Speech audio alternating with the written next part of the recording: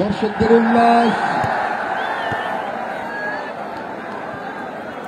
দ্বিতীয় সেমিফাইনালের কথা বলছিলাম, যেখানে লাইন আপ জামালপুর পৌরসভা বনাম দেওয়ানগঞ্জ উপজেলা। আজকের ফাইনালের টিকিট কার হাতে ওঠে সেটাই দেখার বিষয়। মেলান্দা উপজেলা নাকি সরিষাবাড়ি উপজেলা, সেই কাঙ্ক্ষিত গ্র্যান্ড ফিনালে আজকে এক দল পৌঁছে যাবে।